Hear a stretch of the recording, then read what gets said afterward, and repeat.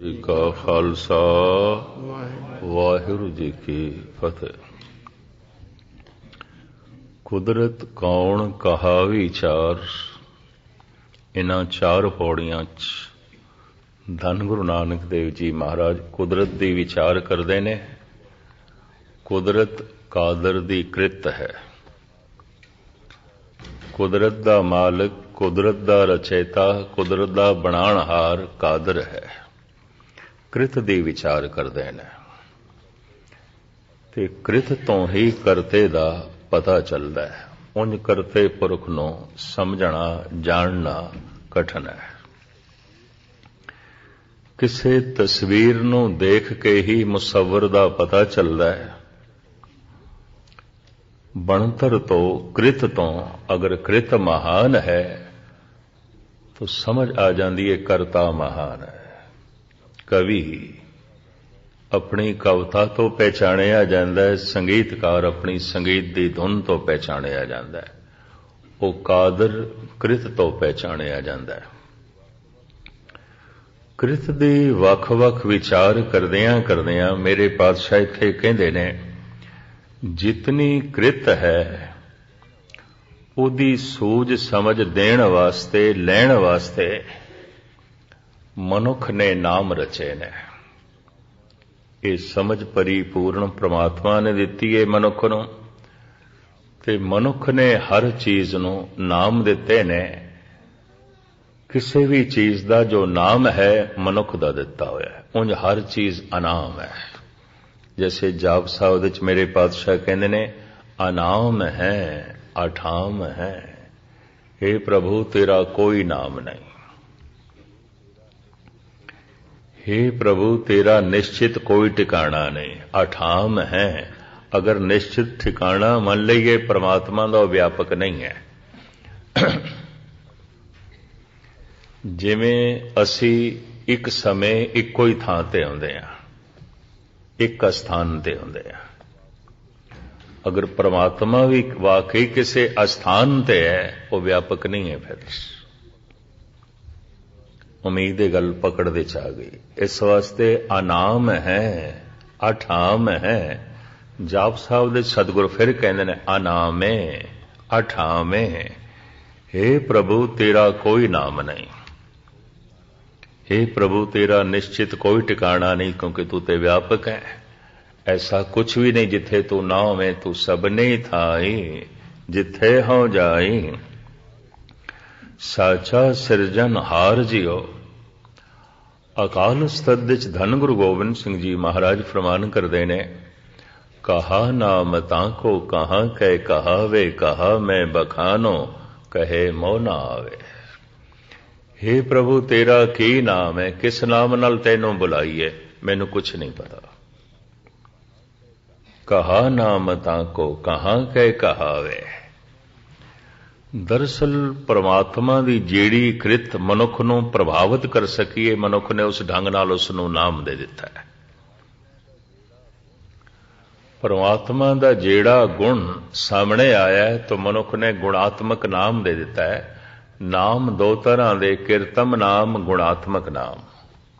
ਕ੍ਰਿਤ ਤੋਂ ਨਾਮ ਪੈਦਾ ਹੋ ਜਾਂਦਾ ਹੈ। जैसे कह देने आ, ये सुनियार है, ये लोहार है, ये चमार है, ये रागी है, ये संगीतकार है, ये मुसव्वर है। उहदी कृत तो नाम पैदा हो जाते, इन्होंने कीर्तम नाम कहते हैं। दूसरा नाम गुणात्मक नाम, कुछ उस दे खूबियां ने, खासियत है, उन्होंने अरबी च कहते हैं तखल्लुस, और उन्होंने संस्कृत दे च कहते हैं गुणात्मक नाम। कुछ विशेष गुण ने ते गुणा करके नाम पैदा हो गया है। गुणात्मक नाम,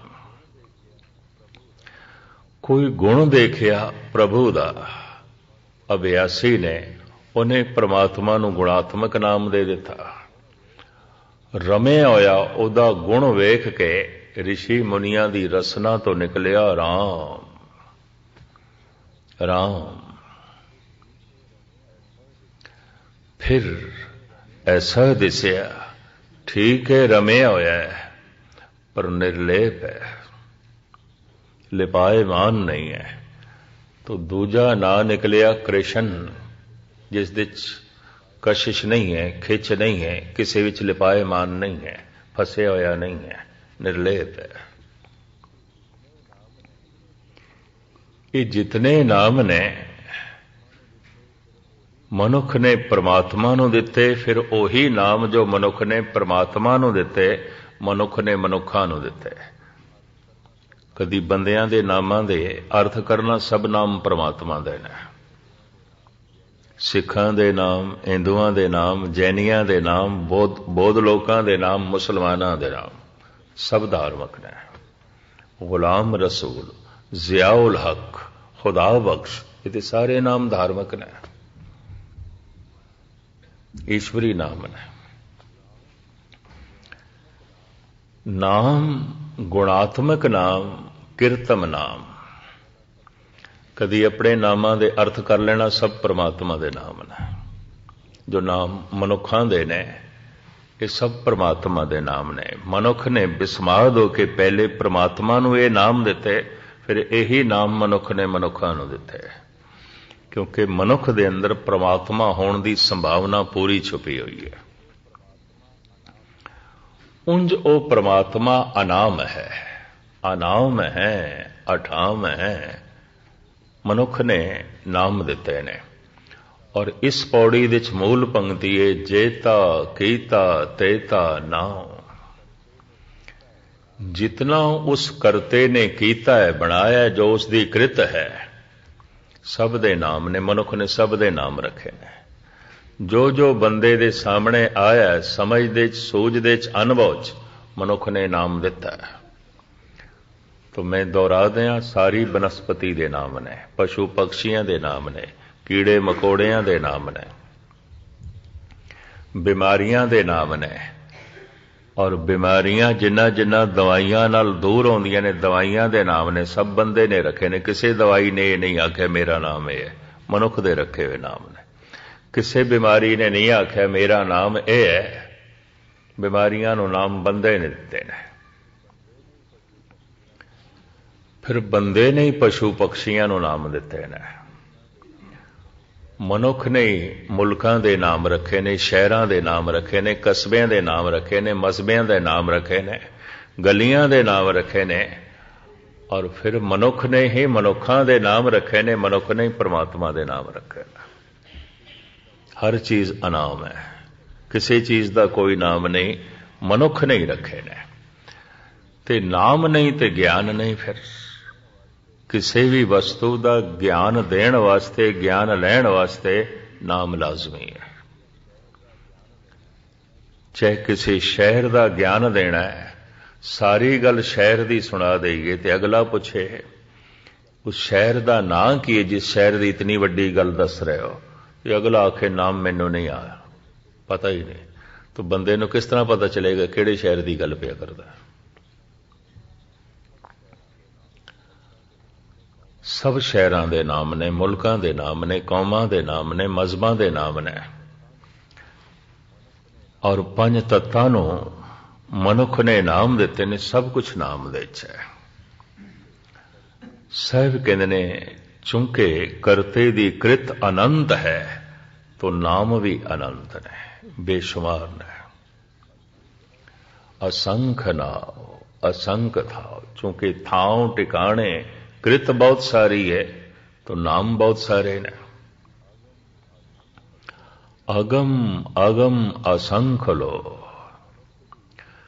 साहिब इत्थे कहंदे ने मनुख दी सोच तो, अगम मनुख दी विचार तो, मनुख दी सोच तो, मनुख दी समझ तो भी परे कुछ दुनिया है, लोक ने, ब्रह्मंड ने। सानू ते शायद इस धरती का भी कोई मनुख दावे नाल नहीं कह सकता मैनू पूरा ज्ञान है। धरती की वैसे तो एक रेत दे जर्रे नूं भी पूरा समझना बड़ा औखा है, सारी धरती। अगम अगम असंख लो। साहिब कहंदे ने अनंत ब्रह्मंड ने, जिन्हां तक मनुख सोच भी नहीं सकता। इतने ब्रह्मंड ने, इतने लोक ने।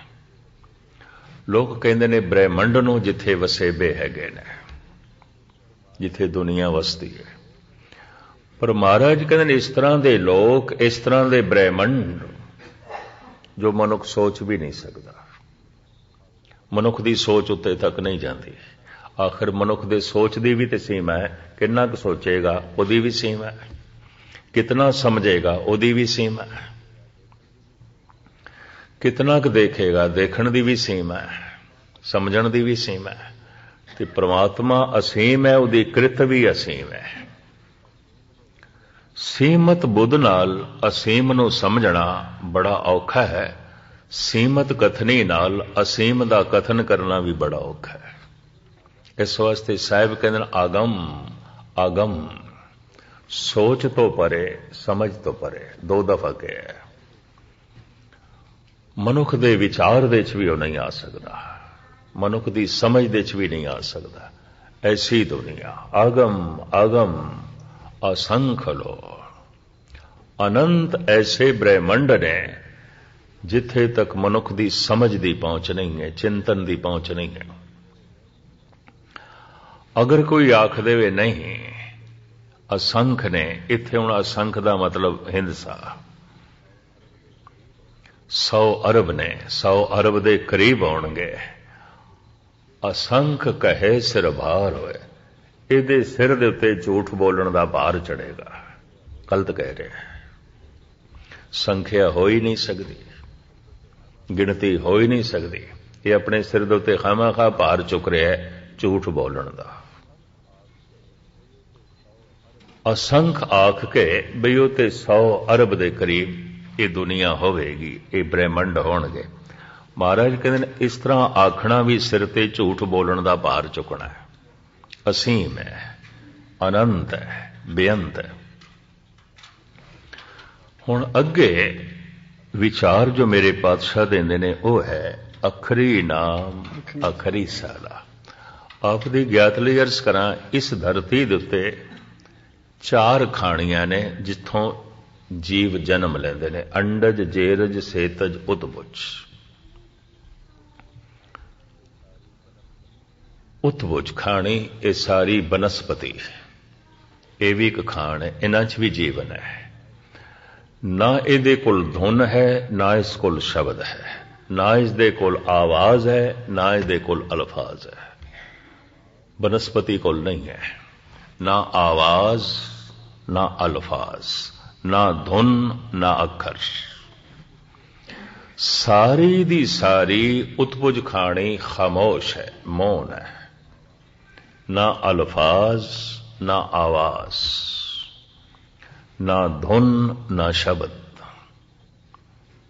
ਨਾ ਧੁਨ, ਨਾ ਅੱਖਰ। ਬਨਸਪਤੀ ਕੋਲ ਨਹੀਂ ਹੈ। ਅੱਗੇ ਜਾਈਏ, ਅੰਡਿਆਂ ਤੋਂ ਜੋ ਜੀਵਨ ਪੈਦਾ ਹੁੰਦਾ ਹੈ, ਪੰਛੀ ਨੇ, ਕੀੜੇ ਮਕੌੜੇ ਨੇ, ਸਾਗਰ ਦੀਆਂ ਮਛਲੀਆਂ ਨੇ, ਜਾਂ ਸਾਗਰ ਦਾ ਹੋਰ ਬਹੁਤ ਸਾਰਾ ਜੀਵਨ ਹੈ, ਅੰਡਿਆਂ ਤੋਂ ਹੈ। ਬਹੁਤ ਵੱਡੀ ਖਾਣ ਹੈ ਔਰ ਇਹ ਸਭ ਤੋਂ ਵੱਡੀ ਖਾਣ ਮੰਨਦੇ ਨੇ। ਜਿਸ ਤੋਂ ਜੀਵਨ ਆਮਦਾ ਹੈ, ਜੀਵ ਆਮਦੇ ਨੇ, ਸਭ ਤੋਂ ਵੱਡੀ ਖਾਣ ਅੰਡੇ ਨੇ। ਸਾਰੇ ਕੀੜੇ ਮਕੌੜੇ ਔਰ ਕਰੀਬਨ ਬੇਸ਼ਤਰ ਜਲ ਜੰਤੂ ਜੋ ਸਾਗਰ ਦਾ ਜੀਵਨ ਹੈ, ਪਾਣੀ ਦਾ ਜੀਵਨ ਹੈ, ਬਹੁਤਾ ਅੰਡਿਆਂ ਤੋਂ ਹੀ ਹੈ। ਇਹਨਾਂ ਦੇ ਚ ਅਧਿਆਂ ਕੋਲੋਂ ਆਵਾਜ਼ ਤੇ ਹੈ, ਅਲਫਾਜ਼ ਨਹੀਂ ਨੇ। ਧੁਨ ਤੇ ਹੈ, ਅੱਖਰ ਨਹੀਂ ਨੇ। ਪੰਛੀਆਂ ਕੋਲ ਧੁਨ ਹੈ, ਕੁਝ ਮਛਲੀਆਂ ਕੋਲ ਵੀ ਧੁਨ ਹੈ, ਲੇਕਿਨ ਸ਼ਬਦ ਨਹੀਂ। ਆਵਾਜ਼ ਹੈ, ਅਲਫਾਜ਼ ਨਹੀਂ। ਆਵਾਜ਼ ਤੋਂ ਪਤਾ ਚੱਲ ਜਾਂਦਾ ਹੈ ਕਿਸ ਪੰਛੀ ਦੀ ਆਵਾਜ਼ ਹੈ, ਕੌਣ ਹੈ। ਆਵਾਜ਼ ਦੱਸ ਦਿੰਦੀ ਹੈ ਕਊਆ ਹੈ, ਆਵਾਜ਼ ਦੱਸ ਦਿੰਦੀ ਹੈ ਇੱਲ ਹੈ, ਆਵਾਜ਼ ਦੱਸ ਦਿੰਦੀ ਹੈ ਕੋਇਲ ਹੈ, ਆਵਾਜ਼ ਦੱਸ ਦਿੰਦੀ ਹੈ ਚਿੜੀ ਹੈ, ਮੈਨਾ ਹੈ। ਲੇਕਿਨ ਅਲਫਾਜ਼ ਨਹੀਂ ਹੈ, ਅੱਖਰ ਨਹੀਂ ਉਹਨਾਂ ਕੋਲ। ਆਪਣੀ ਹੋਂਦ ਦੀ ਜਾਂ ਦੂਸਰਿਆਂ ਬਾਰੇ ਜਾਣਕਾਰੀ ਦੇ ਸਕਣੀ, ਲੈ ਸਕਣੀ, ਇਹਦੇ ਚ ਪੰਛੀ ਮੁਹਤਾਜ ਨੇ, ਕਿਉਂਕਿ ਅੱਖਰ ਨਹੀਂ ਉਹਨਾਂ ਕੋਲ, ਅਲਫਾਜ਼ ਨਹੀਂ ਨੇ। फिर तीसरी खाण है स्वैतज, पसीने तो जो पैदा होंदे ने, मैल ते पसीने दा जन्म जैसे जूआं ने, चिचड़ ने, बेशतर मच्छर ने हुमस तो पैदा होंदे ने। बहुत सारियां चीजां हुमस तो पैदा होंदियां। जिवें एक खुंबा ने इहदे बारे कहंदे ने धरती दे पसीने तो, भावें अजकल इसका बीज भी बस खुंबा ही बीज ने, उन्होंने पीस के जो है सुट देना। धरती दे पसीने दे मिश्रत तो इन्हां दी बनतर हो जाती है। गर्मी लाजमी चाहिए तां पैदा होंदियां ने, उंज नहीं। बेशतर जैसे चिचड़ ने, जूआं ने, मनुख इशनान ना करे पैदा हो जांदियां ने। पसीना ते मैल मिल के जूं नूं जन्म दिंदा है। ये तीसरी खाण है। करीबन चौपाए जानवर पंछियां नूं ये चिचड़ लगदे ने, जूआं लगदियां ने। मैला कुचैला रहण वाला मनुख उन्हों भी जूआं चमड़दियां ने। ये तीसरी खाण है। चौथी खाण जेर जो पेट तो पैदा होंदे ने, कुछ चौपाए जानवर और मनुख। ये जो तीसरी खाण है स्वैतज, ये भी खामोश खाण है, चुप है। ना धुन ना शब्द, ना आवाज ना अल्फाज। बनस्पति भी चुप है, उतबुज खाणे। ना आवाज ना अल्फाज, ना धुन ना अखर।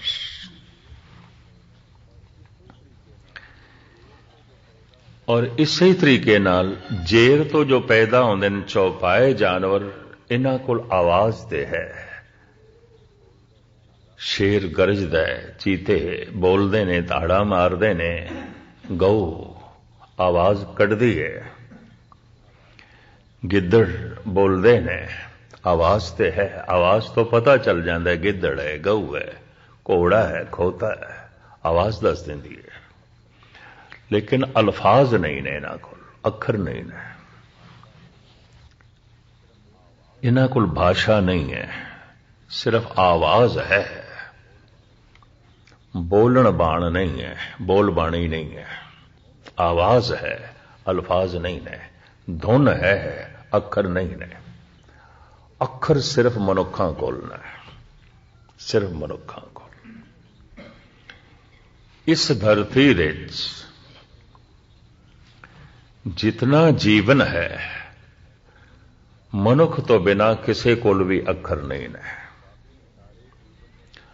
अगर मनुख बाकी सारे जीवन नूं पिछे छड्ड आया ते अगे वध गया अखरां करके।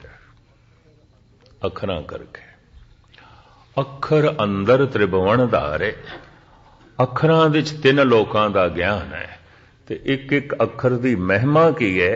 गजब दी गल है, गुरु ग्रंथ साहब विच कुछ बाणियां ने सिर्फ अखरां दी महिमा।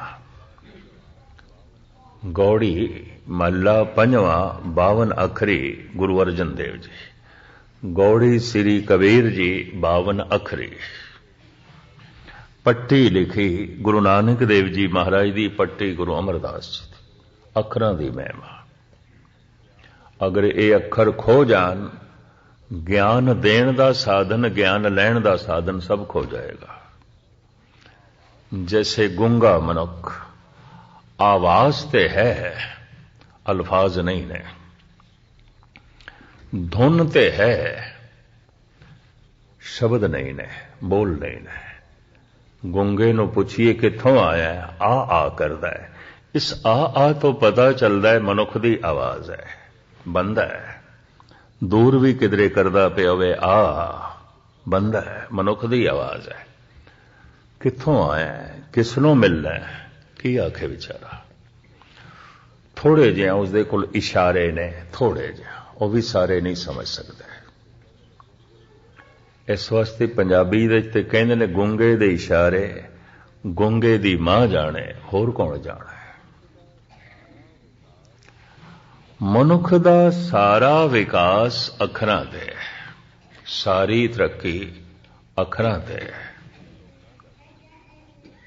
ਅੱਖਰਾਂ ਵਿੱਚ 3 ਲੋਕਾਂ ਦਾ ਗਿਆਨ ਹੈ। ਜਦ ਸਾਰਾ ਸਮਾਜਿਕ ਵਿਕਾਸ, ਸਾਰਾ ਕਾਰੋਬਾਰੀ ਵਿਕਾਸ ਤੇ ਸਾਰਾ ਧਾਰਮਿਕ ਵਿਕਾਸ ਅੱਖਰਾਂ ਤੇ ਖੜਾ ਹੈ, ਤਾਂ ਗੁਰੂ ਨਾਨਕ ਨੇ ਉਹਨਾਂ ਅੱਖਰਾਂ ਦੀ ਪੂਜਾ ਕਰਵਾਈ ਜਿਨ੍ਹਾਂ ਅੱਖਰਾਂ ਵਿੱਚ ਪ੍ਰਭੂ ਦਾ ਨਾਮ ਹੈ, ਗਿਆਨ ਹੈ। ਸਭ ਕੁਝ ਤੇ ਅੱਖਰਾਂ ਵਿੱਚ ਹੈ। ਕੀ ਕੁਛ ਅੱਖਰਾਂ ਵਿੱਚ ਹੈ? ਅੱਖਰੀ ਨਾਮ, ਅੱਖਰੀ ਸਾਲਾ। ਪਰਮਾਤਮਾ ਦਾ ਨਾਮ ਲਿਓ, ਕੁਝ ਅਕਸ਼ਰਾਂ ਦੀ ਬਣਤਰ ਹੈ। ਔਰ ਕੀ ਹੈ? ਜੈਸੇ ਰਾਮ 2 ਅੱਖਰਾਂ ਦਾ ਜੋੜ ਹੈ, ਵਾਹਿਗੁਰੂ ਵੱਵਾ ਹੈ, ਹਾਹਾ ਹੈ, ਕੰਨਾ ਹੈ, ਗੱਗਾ ਹੈ, ਫਿਰ ਰੱਰਾ ਹੈ। ਅੱਖਰ ਨੇ, ਅੱਖਰ ਨਾ ਉਚਾਰਨ ਕਰੋ, ਵਾਹਿਗੁਰੂ ਸ਼ਬਦ ਦਾ ਉਚਾਰਨ ਹੀ ਨਹੀਂ ਆਉਂਦਾ। ਅੱਖਰਾਂ ਨੂੰ ਨਾ ਤੁਸੀਂ ਜੋੜੋ, ਵਾਹਿਗੁਰੂ ਬਣਦਾ ਹੀ ਨਹੀਂ। ਅੱਖਰਾਂ ਨੂੰ ਨਾ ਜੋੜੋ, ਅੱਲਾਹੂ ਬਣਦਾ ਹੀ ਨਹੀਂ। ਅੱਖਰਾਂ ਨੂੰ ਨਾ ਜੋੜੋ, ਰਾਮ ਬਣਦਾ ਹੀ ਨਹੀਂ। ਅੱਖਰ ਅੰਦਰ ਤ੍ਰਿਭੁਵਨ ਧਾਰੇ। ਪਰਮਾਤਮਾ ਦਾ ਨਾਮ, ਮਨੁੱਖਾਂ ਦਾ ਨਾਮ ਸਭ ਅੱਖਰਾਂ ਦੇ ਅਧੀਨ। ਅੱਖਰੀ ਨਾਮ, ਅੱਖਰੀ ਸਾਲਾ। ਸਿਫਤ ਤੋਂ ਸਲਾਹ ਕਰਨੀ ਹੈ, ਜੈਸੇ ਹੁਣ ਕਥਾ ਕਰਨੀ ਹੈ ਤਾਂ ਅੱਖਰਾਂ ਦੇ ਵਿੱਚ ਹੀ ਹੈ ਨਾ। ਅੱਖਰ ਹਟਾ ਦਈਏ ਤੇ ਆ ਕਰੇ ਜਾਈਏ ਤੇ ਫਿਰ ਕੀ ਪਤਾ ਚੱਲੇਗਾ? ਕੁਝ ਵੀ ਨਹੀਂ।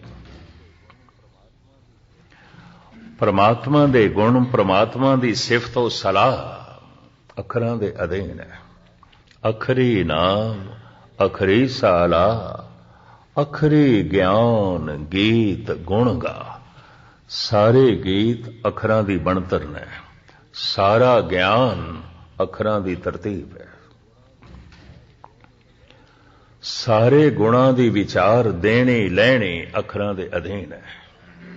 ਅੱਖਰ ਖੋ ਜਾਣ ਤਾਂ ਜੈਸੇ ਪਸ਼ੂ ਦੀ ਦੁਨੀਆ ਖਾਮੋਸ਼ ਹੈ, ਮਨੁੱਖ ਦੀ ਦੁਨੀਆ ਵੀ ਖਾਮੋਸ਼ ਹੋ ਜਾਏਗੀ। ਸਾਰਾ ਵਿਕਾਸ ਵੀ ਰੁਕ ਜਾਏਗਾ, ਸਾਰੀ ਤਰੱਕੀ ਰੁਕ ਜਾਏਗੀ। ਹੁਣ ਆਪ ਦੀ ਗਿਆਤ ਲਈ ਅਰਜ਼ ਕਰਾਂ, ਬੋਲਣਾ ਅੱਖਰਾਂ ਵਿੱਚ, ਆਵਾਜ਼ ਨੂੰ ਅਲਫਾਜ਼ ਦੇਣੇ, ਇਹ ਇੱਕ ਕ੍ਰਿਤ ਹੈ, ਬਹੁਤ ਵੱਡੀ ਕ੍ਰਿਤ ਹੈ। ਤਾਂ ਮਰਦ ਸੁਖਨ ਨਾ ਗੁਫਤਾ ਬਾਸ਼ਦ, ਐਬੋ ਹੁਨਰ ਨੇ ਹੁਫਤਾ ਬਾਸ਼ਦ। ਜਿਤਨੇ ਚਿਰ ਤੱਕ ਬੰਦਾ ਬੋਲੇ ਨਾ, ਕੁਛ ਵੀ ਨਹੀਂ ਪਤਾ ਚੱਲਦਾ ਉਸਦੇ ਗੁਣ ਔਗਣਾਂ ਦਾ। ਰਜੋ ਗੁਣੀ ਹੈ, ਤਮੋ ਗੁਣੀ ਹੈ, ਸਤੋ ਗੁਣੀ ਹੈ, ਨਿਰਮਾਣ ਹੈ, ਹੰਕਾਰੀ ਹੈ, ਮੂਰਖ ਹੈ, ਸਿਆਣਾ ਹੈ। ਉਹਦੇ ਬੋਲਾਂ ਤੋਂ ਪਤਾ ਚੱਲਦਾ ਹੈ, ਅੱਖਰਾਂ ਤੋਂ ਪਤਾ ਚੱਲਦਾ ਹੈ। ਉਹਦੇ ਆ ਤੋਂ ਨਹੀਂ ਪਤਾ ਚੱਲੇਗਾ, ਜੈਸੇ ਗੂੰਗੇ ਦਾ ਨਹੀਂ ਪਤਾ ਚੱਲਦਾ। ਇਹ ਮੂਰਖ ਹੈ, ਸਿਆਣਾ ਹੈ, ਦੂਰ ਦ੍ਰਿਸ਼ਟ ਹੈ, ਕਮ ਨਜ਼ਰ ਹੈ, ਤਮੋ ਗੁਣੀ ਹੈ, ਸਤੋ ਗੁਣੀ ਹੈ, ਰਜੋ ਗੁਣੀ ਹੈ। ਗੂੰਗੇ ਨੂੰ ਉਹਦੀ ਆ ਤੋਂ ਕੁਛ ਨਹੀਂ ਪਤਾ ਚੱਲਦਾ। ਪਰ ਜੋ ਬੋਲ ਸਕਦਾ, ਜਿਹਦੇ ਕੋਲ ਅਲਫਾਜ਼ ਨੇ, ਆਵਾਜ਼ ਹੈ, ਅਲਫਾਜ਼ ਹੈ, ਅੱਖਰ ਨੇ, ਧੁਨ ਹੈ, ਕੁਛ ਦਿਨ ਉਸਦੀ ਸੰਗਤ ਕਰੀ, ਉਸਦੀ ਬੋਲ ਚਾਲ ਦੱਸ ਦਿੰਦੀ ਹੈ। ਨਿਰਮਾਣ ਹੈ ਕਿ ਹੰਕਾਰੀ ਹੈ, ਮੂਰਖ ਹੈ ਕਿ ਸਿਆਣਾ ਹੈ, ਉਹਦੀ ਬੋਲ ਚਾਲ ਦੱਸ ਦਿੰਦੀ ਹੈ। ਤਮੋ ਗੁਣੀ ਹੈ, ਸਤੋ ਗੁਣੀ ਹੈ, ਰਜੋ ਗੁਣੀ ਹੈ, ਦੱਸ ਦਿੰਦੇ। ਤੇ ਹੁਣ ਮੈਂ ਅਰਜ਼ ਕਰਾਂ, ਬੋਲਣਾ ਇੱਕ ਕ੍ਰਿਤ ਹੈ। ਚਲੋ ਮੈਂ ਥੋੜਾ ਜਿਹਾ ਇਸ ਦਾ ਖੁਲਾਸਾ ਕਰਦੇ ਹਾਂ ਤਾਂ ਕਿ ਪੂਰੀ ਪਕੜ ਵਿੱਚ ਆ ਜਾਏ ਗੱਲ। ਮਨੁੱਖ ਦੀ ਪਹਿਚਾਣ ਕਿਸ ਤਰ੍ਹਾਂ ਕਰੋਗੇ, ਕਿਵੇਂ ਕਰੋਗੇ? ਮਨੁੱਖ ਕੋਲ ਇੱਕ ਤਨ ਹੈ, ਇੱਕ ਮਨ ਹੈ। ਜੋ ਮਨ ਦੇ ਤਲ ਤੇ ਚੱਲਦਾ ਹੈ ਉਹਨੂੰ ਕਹਿੰਦੇ ਨੇ ਕਰਮ ਵਿਚਾਰ। ਜੋ ਤਨ ਦੇ ਤਲ ਤੇ ਪ੍ਰਗਟ ਹੁੰਦਾ ਹੈ ਉਹਨੂੰ ਕਹਿੰਦੇ ਨੇ ਕਰਮ ਕ੍ਰਿਤ। ਬੜੇ ਧਿਆਨ ਨਾਲ ਸੁਣਨਾ, ਕਰਮ ਕ੍ਰਿਤ, ਕਰਮ ਵਿਚਾਰ।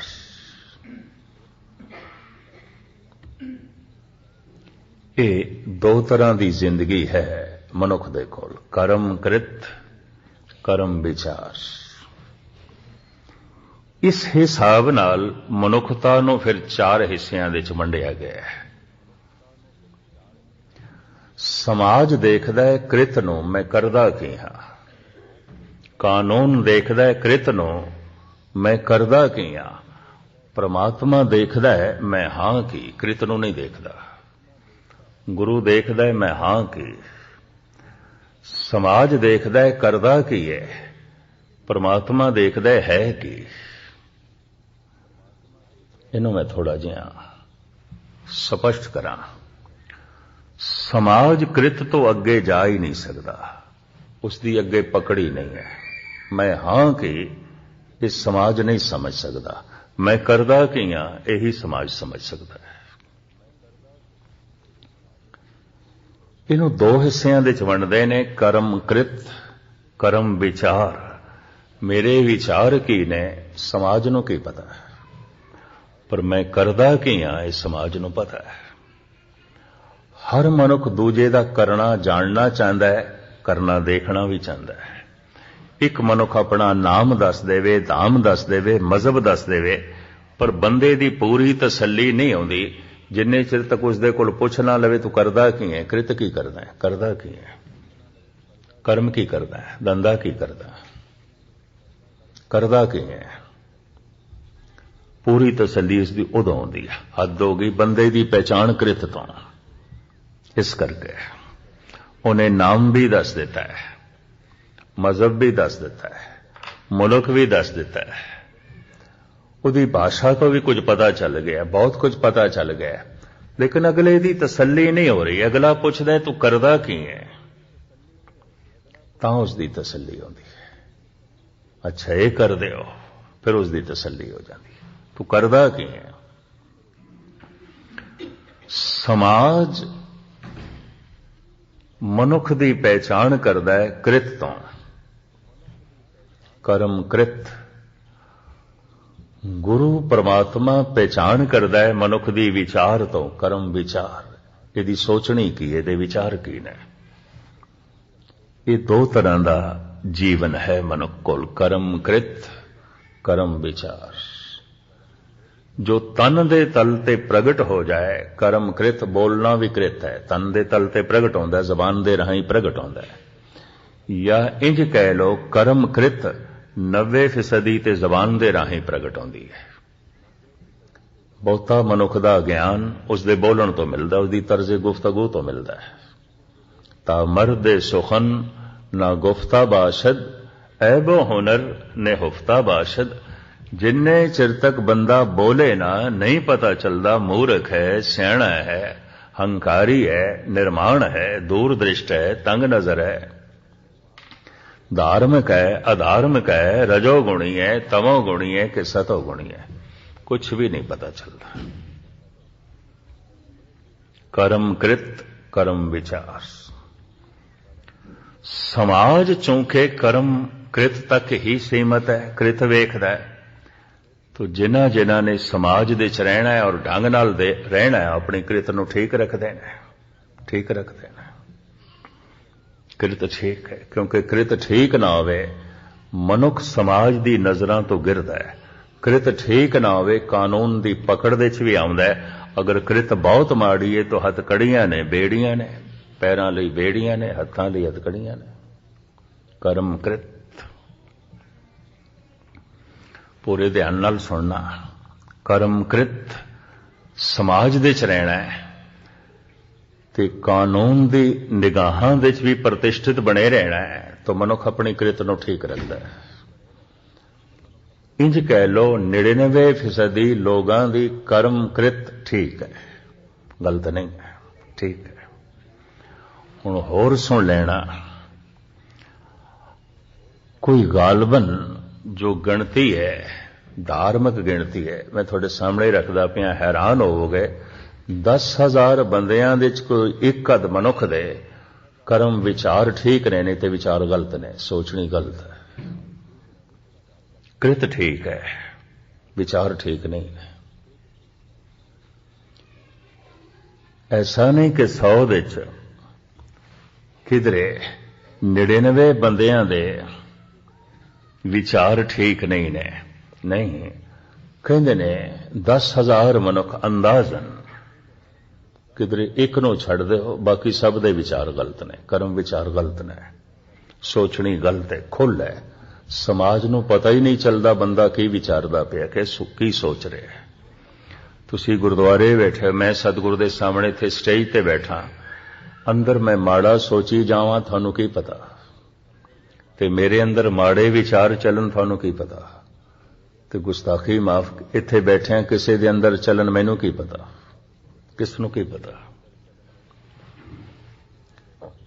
ਮਨੁੱਖ ਪਰਿਵਾਰ ਵਿੱਚ ਬੈਠਾ ਹੈ, ਕਹਿੰਦਾ ਹੈ ਵਿਚਾਰ ਗਲਤ ਚੱਲਦੇ ਨੇ, ਦਾਰਸ਼ਨਿਕ ਐਸਾ ਕਹਿੰਦੇ ਨੇ। ਮਨੁੱਖ ਬਾਜ਼ਾਰ ਵਿੱਚ ਬੈਠਾ ਹੈ, ਵਿਚਾਰ ਗਲਤ ਚੱਲਦੇ ਨੇ।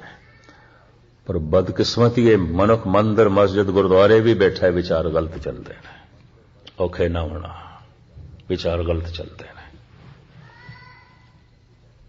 ਕਰਮ ਕ੍ਰਿਤ ਕਰਮ ਵਿਚਾਰ,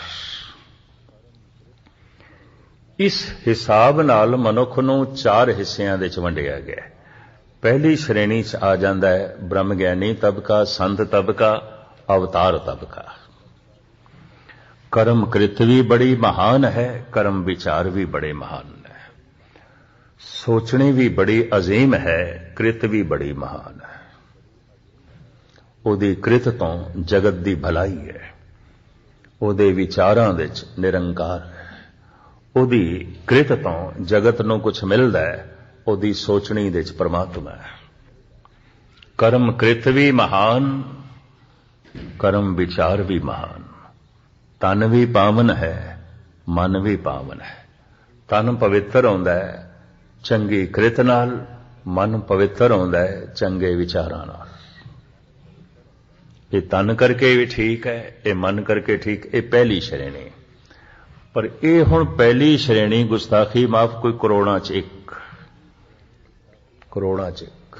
ਗੁਰਬਾਣੀ ਕਰੋੜਾਂ 'ਚ ਇੱਕ ਮੰਨਦੀ ਹੈ। ਕੋਟਨ ਮੇ ਨਾਨਕ ਕੋ ਨਾਰਾਇਣ ਜੈ ਚੀਤ। ਜਿਹਦੀ ਸੋਚਣੀ ਦੇ 'ਚ ਪਰਮਾਤਮਾ ਹੈ, ਵਿਚਾਰਾਂ ਦੇ 'ਚ ਪਰਮਾਤਮਾ ਹੈ, ਤੇ ਕ੍ਰਿਤ ਦੇ 'ਚ ਪਰਉਪਕਾਰ ਹੈ, ਤੇ ਕਰੋੜਾਂ 'ਚ ਕੋਈ ਇੱਕ ਕਰਦਾ, ਕਰੋੜਾਂ 'ਚ ਕੋਈ ਕਰਦਾ। ਕਰੋ ਕਰੋੜਾਂ ਦੇ 'ਚ ਇੱਕ ਕਰਦਾ, ਉਸ ਗਿਣਤੀ ਨਾਲ। ਚੰਦਨ ਤਰਨਾ ਬਨ ਬਨ ਸਾਧਨਾ ਪੁਰ ਪੁਰ ਮਾਏ। ਚੰਦਨ ਦਾ ਦਰਖਤ ਹਰ ਥਾਂ ਤੇ ਨਹੀਂ ਹੈ, ਹਰ ਜੰਗਲ ਵਿੱਚ ਨਹੀਂ ਹੈ, ਕਿਧਰੇ ਕਿਧਰੇ। ਰੱਬ ਨਾਲ ਜੁੜੀ ਹੋਈ ਆਤਮਾ ਹਰ ਮੁਲਕ ਵਿੱਚ ਨਹੀਂ ਹੈ, ਹਰ ਸ਼ਹਿਰ ਵਿੱਚ ਨਹੀਂ ਹੈ, ਕਿਧਰੇ ਕਿਧਰੇ, ਕਿਧਰੇ ਕਿਧਰੇ। ਹਰ ਜਗ੍ਹਾ ਨਹੀਂ ਹੈ, ਹਰ ਸ਼ਹਿਰ ਵਿੱਚ ਨਹੀਂ ਹੈ, ਜਾਂ ਇਹ ਵੀ ਮੈਂ ਕਹਿ ਦਿਆਂ ਹਰ ਮੁਲਕ ਵਿੱਚ ਨਹੀਂ ਹੈ, ਕਿਧਰੇ ਕਿਧਰੇ, ਕਿਧਰੇ ਕਿਧਰੇ। ਬਹੁਤ ਟਾਵਾਂ, ਕੋਈ ਕਰੋੜਾਂ 'ਚ ਇੱਕ। ਕਰਮ ਕ੍ਰਿਤ ਵੀ ਮਹਾਨ ਹੈ, ਕਰਮ ਵਿਚਾਰ ਵੀ ਮਹਾਨ ਹੈ। ਸੋਚਣੀ ਵੀ ਬੜੀ ਪਾਵਨ ਹੈ, ਕ੍ਰਿਤ ਵੀ ਬੜੀ ਅਜ਼ੀਮ ਹੈ। ਇਹ ਪਹਿਲੀ ਸ਼੍ਰੇਣੀ। ਦੂਸਰੀ, ਸੋਚਣੀ ਬੜੀ ਠੀਕ ਹੈ, ਨੀयत ਬੜੀ ਪਾਵਨ ਹੈ, ਪਵਿੱਤਰ ਹੈ, ਸ਼ੁੱਧ ਹੈ। ਭਾਵਨਾ ਠੀਕ ਹੈ, ਵਿਚਾਰ ਠੀਕ ਨੇ। ਕਦੀ ਕਦੀ ਕ੍ਰਿਤ ਗਲਤ ਹੋ ਜਾਂਦੀ ਹੈ, ਕਦੀ ਕਦੀ, ਕਦੀ ਕਦੀ, ਕਦੀ ਕਦੀ ਕ੍ਰਿਤ ਗਲਤ ਹੋ ਜਾਂਦੀ ਹੈ। ਤੋ ਸਮਾਜ ਤੇ ਕ੍ਰਿਤ ਨੂੰ ਵੇਖਦਾ ਹੈ, ਪਰਮਾਤਮਾ ਵਿਚਾਰ ਨੂੰ ਵੇਖਦਾ ਹੈ। ਸੰਸਾਰ ਮੇਰੀ ਕ੍ਰਿਤ ਵੇਖਦਾ ਹੈ, ਗੁਰੂ ਮੇਰੀ ਸੋਚਣੀ ਵੇਖਦਾ ਹੈ। ਜਗਤ ਮੇਰੇ ਕਰਮ ਕ੍ਰਿਤ ਨੂੰ ਵੇਖਦਾ ਹੈ, ਪਰਮਾਤਮਾ ਮੇਰੀ ਨੀਅਤ ਨੂੰ ਵੇਖਦਾ ਹੈ। ਉਹ ਕ੍ਰਿਤ ਨੂੰ ਨਹੀਂ ਵੇਖਦਾ, ਇਹ ਵੀ ਮੈਂ ਅਰਜ਼ ਕਰਦਾ, ਨਹੀਂ ਵੇਖਦਾ। ਉਹ ਦੇਖਦਾ ਇਹਦੀ ਸੋਚਣੀ ਕੀ ਹੈ, ਇਹਦੇ ਵਿਚਾਰ ਕੀ ਨੇ, ਇਹਦੀ ਨੀਅਤ ਕੀ ਹੈ। ਕਰਮ ਵਿਚਾਰ, ਇਹ ਦੂਜਾ ਤਬਕਾ ਹੈ। ਕ੍ਰਿਤ ਗਲਤ ਹੈ, ਵਿਚਾਰ ਠੀਕ ਨੇ, ਨੀयत ਠੀਕ ਹੈ, ਭਾਵਨਾ ਠੀਕ ਹੈ। दूसरा तबका। तीसरा, एक तीसरा तबका भी है। कृत ठीक है, विचार ठीक नहीं है, नीयत ठीक नहीं है, ये तीसरा तबका है। एक चौथा तबका है, कृत भी माड़ी विचार भी माड़े, सोचनी भी माड़ी कृत भी माड़ी। इस तरह मनुख चार हिस्सों में तकसीम किया है। धार्मिक लोगों ने, अनुभवी पुरुषों ने। एक दफा हुण मैं फिर दोहरा दिया और ये देख लेना किहड़ी क्लास दे च आपां बैठे हाँ, ਕਿਸੇ ਚ ਕ੍ਰਿਤ ਵੀ ਠੀਕ ਹੈ, ਵਿਚਾਰ ਵੀ ਠੀਕ ਨੇ, ਸੋਚਣੀ ਵੀ ਬੜੀ ਨਿਰਮਲ ਹੈ, ਯਾਦਾਂ ਵੀ ਬੜੀਆਂ ਪਵਿੱਤਰ ਨੇ। ਮਨ ਦੇ ਤਲ ਤੇ ਜੋ ਚੱਲਦਾ ਹੈ ਉਹ ਵੀ ਬੜਾ ਨਿਰਮਲ ਹੈ, ਤਨ ਦੇ ਤਲ ਤੇ ਜੋ ਪ੍ਰਗਟ ਹੁੰਦਾ ਹੈ ਉਹ ਵੀ ਬੜਾ ਪਾਵਨ ਹੈ। ਕਰਮ ਕ੍ਰਿਤ ਬੜੀ ਅਜ਼ੀਮ, ਕਰਮ ਵਿਚਾਰ ਬੜੇ ਪਾਵਨ। ਇਹ ਪਹਿਲੀ ਸ਼੍ਰੇਣੀ, प्रथम श्रेणी। दूसरा तबका, विचार बड़ी निर्मल, सोचनी बड़ी पावन, नीयत बड़ी अच्छी, कृत कदी कदी माड़ी हो जाती, कदी कदी। गुरु माफ करदा है, परमात्मा माफ करदा है, शायद समाज नहीं माफ करता, किसे किसे नूं नहीं माफ करता, क्योंकि कृत जो माड़ी है, कृत जो गलत है। इस दे ते मैं एक दो उदाहरण दिया। त्रेते युग दे अवतारी पुरुष श्री राम ते उन्हां दे पिता दशरथ शिकार खेडण लई निकले ने, शिकार कोई हथ नहीं आया, वापस आ रहे हैं, संध्या हो गई। एक सरोवर विच एक हिरन आप नूं दिखाई दिता है, पानी पींदा होया, पर भुलेखा हिरन नहीं सी, मनुख सी। पर झुक के वो करमंडल भर रहे, दशरथ नूं इंज महसूस होंदा जैसे हिरन है, हिरन पानी पी रहे, खिंच के बाण मारे, सीने तो लंघ गया। ये बंदा तड़प के जमीन ते गिरया और चीख उसदे अंदरों निकली है, दशरथ दे कन्नां तक पहुंची ये चीख। दशरथ हैरान हो गया, ये तो कोई मैं बंदा मार बैठा, मनुख मार बैठा। अंधेरा हो चुके, असी हल्का जिहा घोड़ा दौड़ाया, ज्यों कोल पहुंचया ते की देखिया, वाकई एक मनुख तड़प रहा, श्रवण कुमार सी, मां बाप लई पानी भरन आया सी। हुण दशरथ रोंदा है, ज़ारो ज़ार ताइयां मार के रोंदा है, हे प्रभु ये की हो गया, ये मेरे कोल की हो गया, ये मैं की कर बैठा। नीयत नहीं है उसकी सरवण कुमार नूं मारन दी, उन्हें कदी सोचिया भी नहीं सी मैं सरवण कुमार नूं मारना है। सरवण कुमार नूं उसने कदी देखिया भी नहीं, जानदा भी नहीं।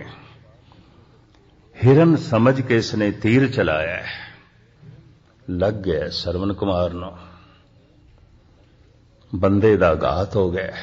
कानून दी निगाह, समाज दी निगाह दशरथ दोषी है, यकीन जानो परमात्मा दी निगाह दोषी नहीं है, नहीं है। एक होर भी उदाहरण मैं दे दिया। बारामूला दी गल है, कश्मीर दी। 6वें पातशाह धन गुरु हरगोबिंद साहब जी महाराज घोड़े ते असवार आ रहे ने,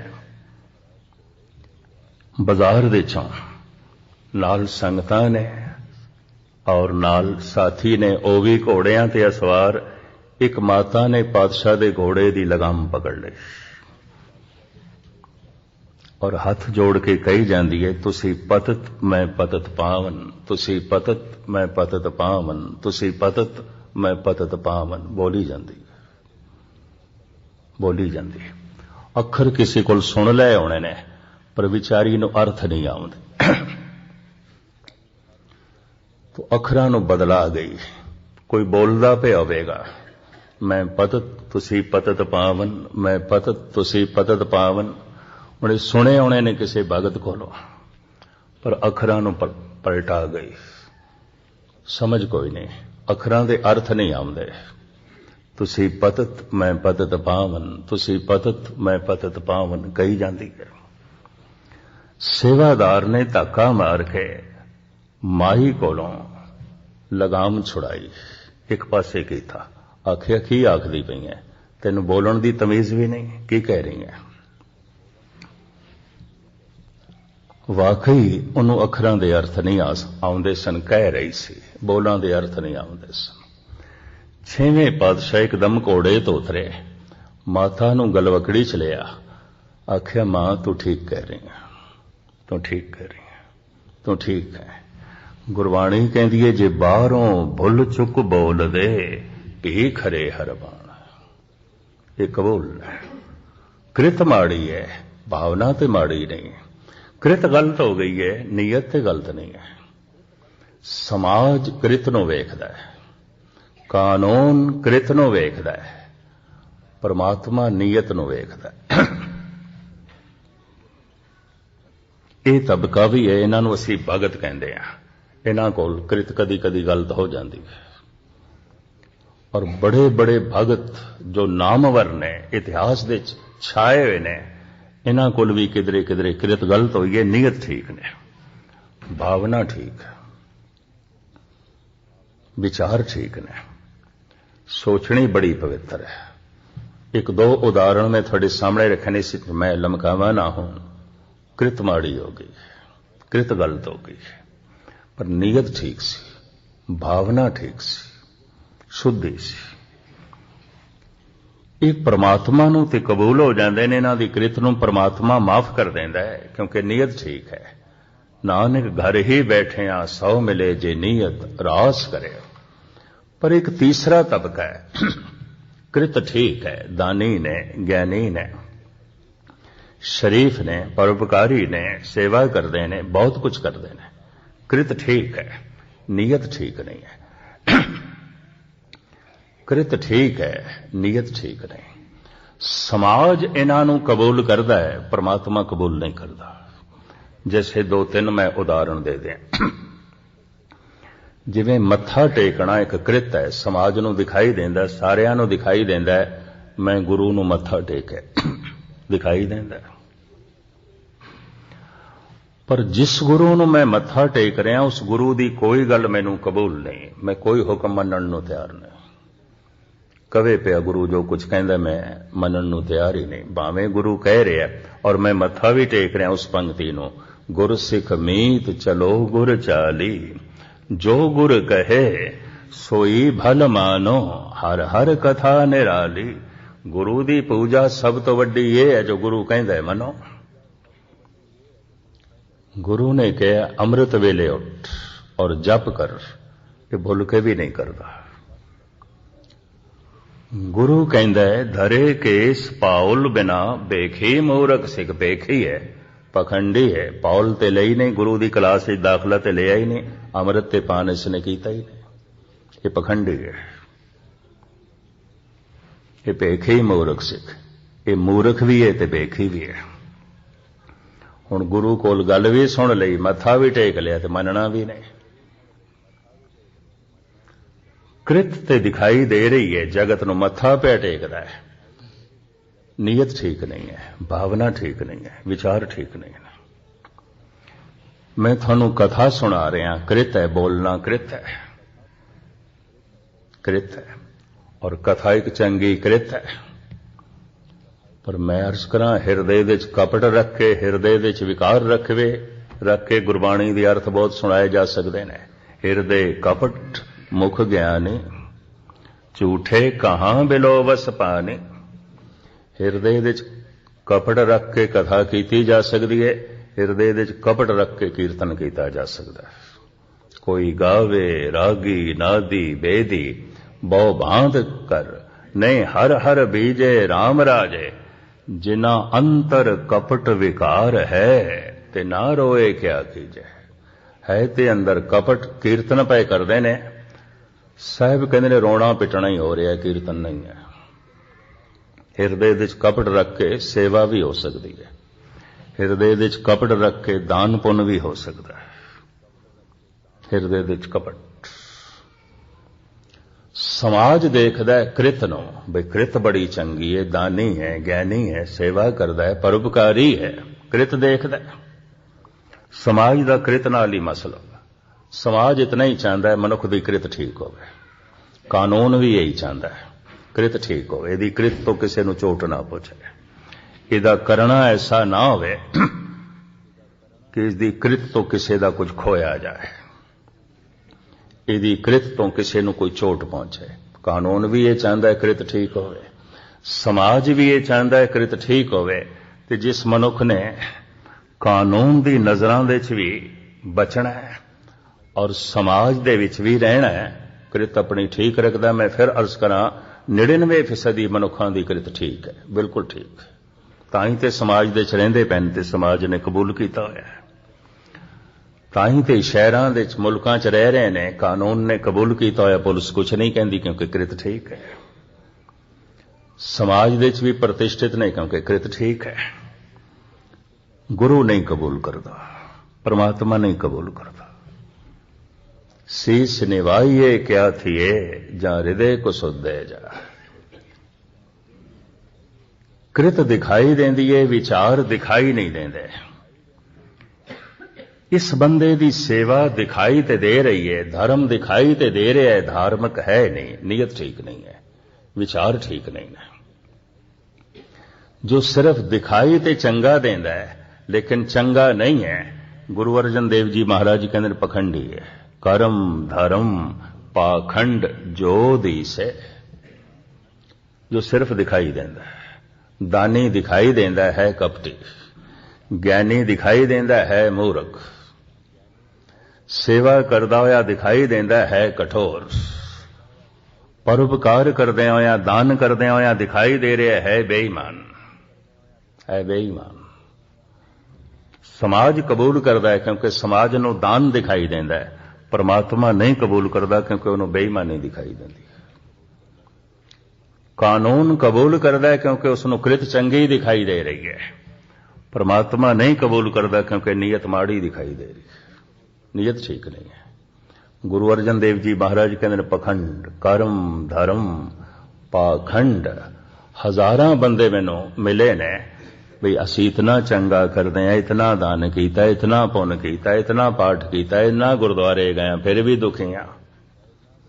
तो मैं एक शब्द विच कह दिया, कृत ठीक होगी, नीयत ठीक नहीं होगी।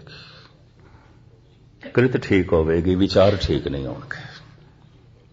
कृत ठीक होगी, भावना ठीक नहीं होगी।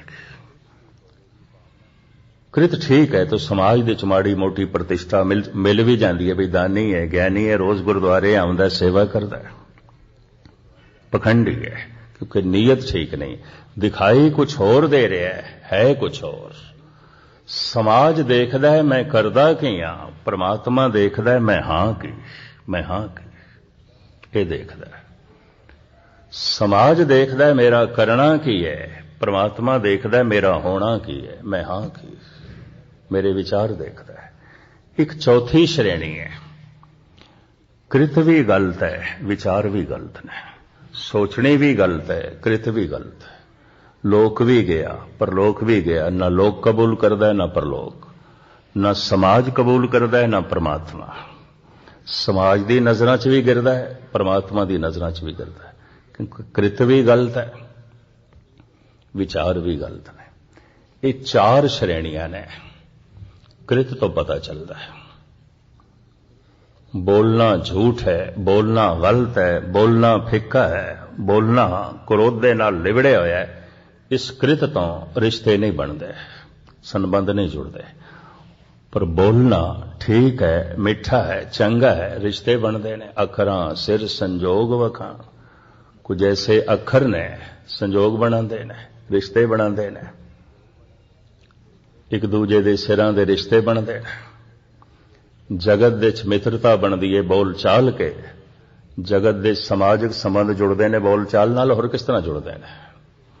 सारी खेत ते बोल चाल दी, अखरी नाम अखरी साला, अखरी ज्ञान गीत गुण गा। कृत बोलना एक बहुत वड्डी कृत है, बहुत वड्डी कृत है।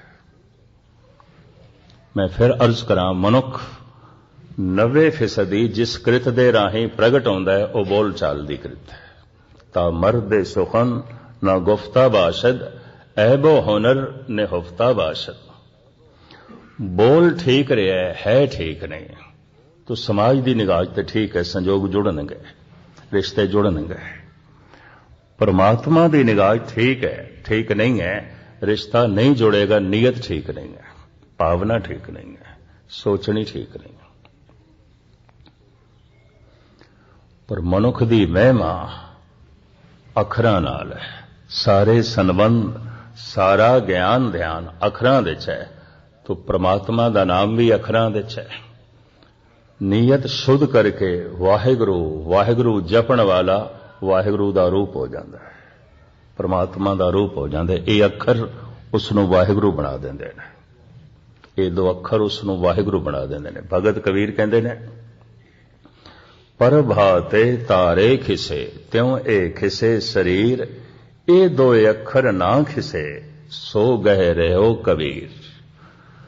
प्रभात हो गई है, तारे एक एक करके टिमटिमांदे हुए नजरां तो ओझल होंदे जा रहे हैं, क्योंकि चानना होंदा जा रहा है। शरीर भी सहजे सहजे खिसदा है, उम्र घटदी जा रही है। पर कबीर कहते जिहड़े दो अखर मेरी जबान ते चढ़े ने, ये नहीं खिसदे, ये चलते ने, दिन रात चलते ने। कबीर जपदा सी सतनाम, कहते दिन रात चलते ने।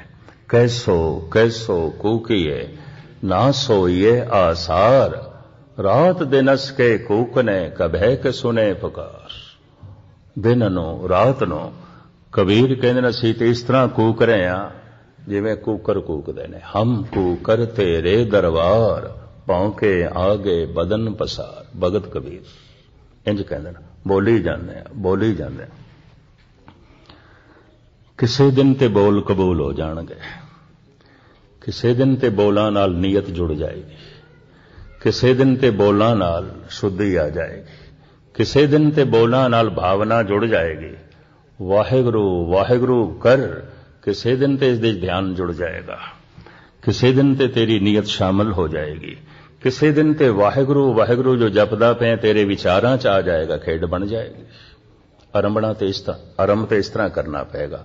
तो साहब कहते ने अखरी नाम अखरी साला। जिहड़े लोग कहते ने देही गुरु है, देही गुरु की स्पष्टता भी वो बोल के कर देन, अखरां राही कर देन। ते अखर उन्हां कोल खो लईए तो फिर देही गुरु है, ये विचार भी किस तरह देणगे, किस तरह प्रगट करनगे। ते मैं अर्ज कर दिया, देही अज है कल नहीं। जिन्ने चिर तक मनुखता है अखर रहणगे, और अखरां दे ओ बोल भी रहणगे जो परमात्मा दे ने। इस वास्ते धन गुरु अर्जन देव जी महाराज ने साफ कह दिता सी, सतगुर के शरीर है जो सब थान समय सब ना दरसै हैं, ग्रंथ हृदा गुरु को एव जानो उत्तम है सब काल रहे। मेरा शरीर अज है ते कल नहीं, ते मेरा शरीर सारी जगह ते दृश्यमान नहीं। तुसीं इस दे दर्शन सारी जगह ते नहीं कर सकते। मैं अमृतसर दे बैठा होर किधरे भी नहीं हाँ,